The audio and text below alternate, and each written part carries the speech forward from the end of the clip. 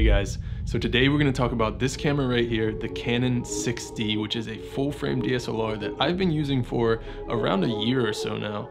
And I've been seeing it go used for $600 and sometimes even less recently.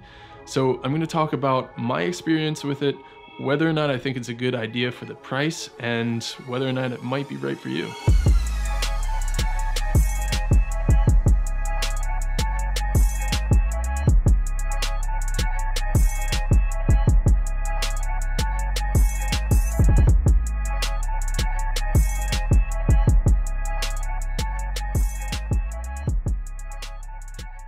So first off, just some of the basic specs about the camera. It was released in 2012. It has a 20.2 megapixel full frame sensor. It has 11 autofocus points. One of those, the center autofocus point, is a cross type autofocus. It has a maximum shutter speed of 1/4000th of a second.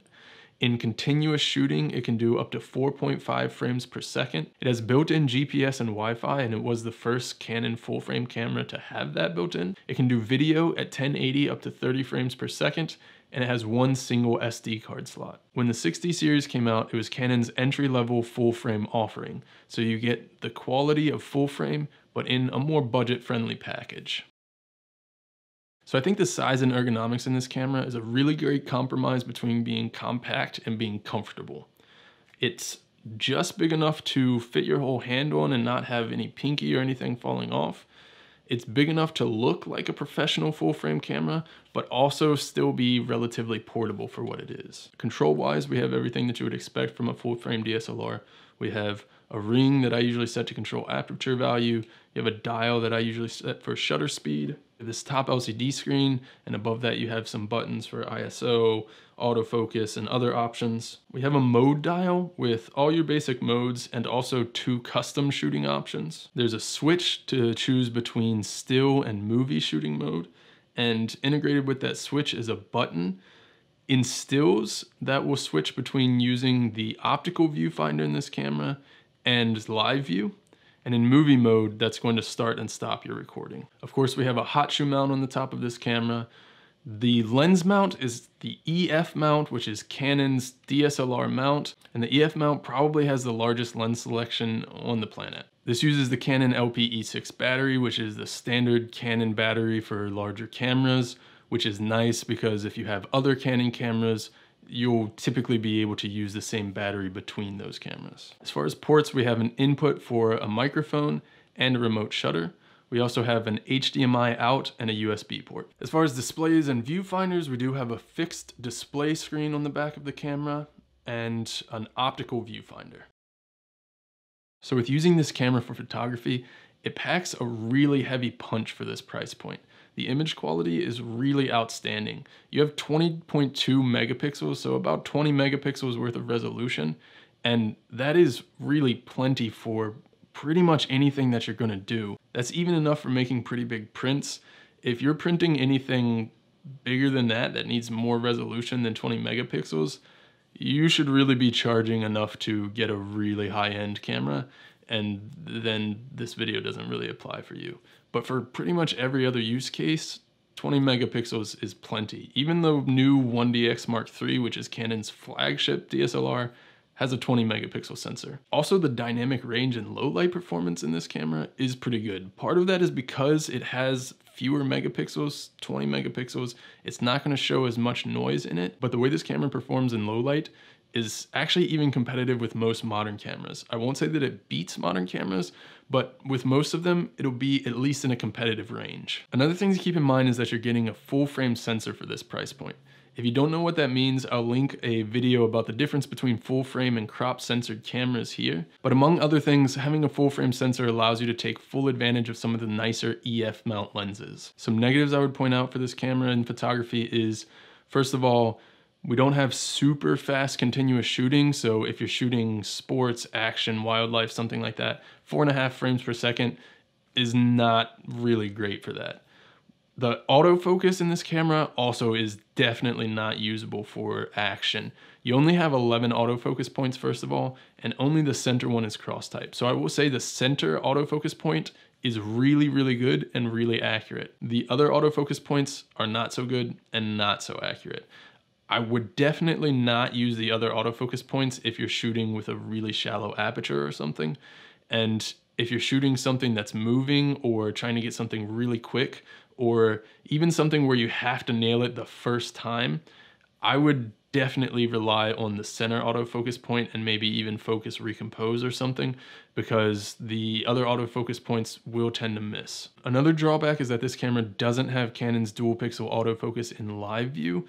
So using autofocus in live view is also not the greatest idea. It's an older contrast-based autofocus. It's really slow, usually gets the job done and usually focuses right, but it takes a long time. I'm going to talk about this camera's video ability, but I'm going to preface it by saying I don't really recommend this as a video camera, especially if that's one of your main things that you would be using it for. It'd probably be better to look somewhere else. Having said that, this camera can do 1080 at up to 30 frames per second, and it does have 24 frames per second, which 24 frames per second is what I use. It gives a much more cinematic feel to your footage. So it can be used for video, and the footage itself does look pretty good. We have options for All-I and IPB compression for the video in this. So All-I is going to give you better quality, but the files are going to be bigger, and IPB, the quality is actually still good, but with a little bit more compression. So if you're shooting IPB and you get everything looking the way that you want it to in camera, you can save some space on your memory card. It also has a microphone port, but no headphone port. So you can plug in a mic and get better audio, but you can't monitor that audio with headphones. The preamps in the camera though are pretty decent, especially considering how old this camera is. And if you have something like the Rode VideoMic Pro Plus, or something that can boost the audio signal so that you can turn your preamps in camera down, then you can use the audio in most cases. So a few negatives for using this camera for video and why I wouldn't really suggest this as a video camera. First of all, you don't have any continuous autofocus in video. You have the contrast autofocus, but as soon as you hit record, that's gone. Also, the footage on this camera gets saved as .mov files, which is a little bit older, and it's kind of a give and take. They tend to be a little bloated and larger, but they're also relatively easy to work with in editing software, give or take, but it's not my favorite to work with. I would say this camera could work as like a B camera sometimes in specific situations. What I had typically used this for in the past is as a talking head camera, where I can set it on a tripod, get autofocus and set it, and then just kind of forget about it because I know that the person is going to be standing or sitting in the same spot and not really moving. So, some overall thoughts and opinions about the camera. I think this is a great camera with awesome image quality for the price point. It's not great for action, not great for anything with fast movement. It's mostly a photography camera with some decent looking video when it's necessary. I do think it's a great content creator camera, especially if you're creating just photos specifically for social media or something. I think it's a great travel camera. I think it can work great for portraits, for corporate and commercial work. I think the size is a good compromise between being small enough to kind of be relatively compact, but also being big enough to be comfortable and feel good when you're holding it throughout the day. Another thing to think about with the size is client perception. When you put a decent sized lens on something like this, it looks like a professional camera, versus when you show up with something like this, you can typically get away with charging more with something like this just because you look more professional. Even though you might be able to get great quality photos out of this, a client sees this and they just feel like you are more professional. It's something that probably shouldn't play a factor, but in reality, client perception does. This camera is also a really good budget way to have a full frame backup camera. If you're a professional and you are using a full frame camera, but you want to have a backup that's full frame and is going to get you great image quality just in case something happens. So who's it for? Who's it not for?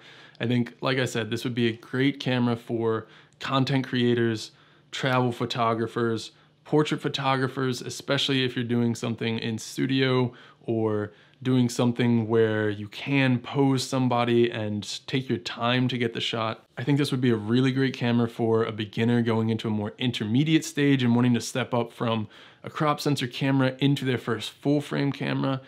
is really a great camera to learn photography on and get to know your settings and start using full frame. I think it can also work well as a B cam for a videographer or a camera specifically for like a talking head setup. So who's it not for? Not for sports, not for action, not for wildlife, not for anything that's photographing fast movement. It's definitely not for vloggers. It doesn't have a flip out screen or continuous autofocus, and probably not for videographers, certainly not for any videographer that needs continuous autofocus or anything above 24 frames or 30 frames at 1080. So I hope you enjoyed the video. If you're interested in getting the 6D or any of the other gear I mentioned in the video, you can check the description down below for affiliate links. That way, at no extra cost to you, you can help support this channel a little bit so that I can continue making videos for you guys. If you did like the video, give it a thumbs up. In the comments below, you can tell me what you think about the 6D, if you're maybe looking at a camera, maybe you're looking at the 6D and whether that would be right for you. If you haven't yet, hit the subscribe button so you can get notified of all my videos, and see you guys.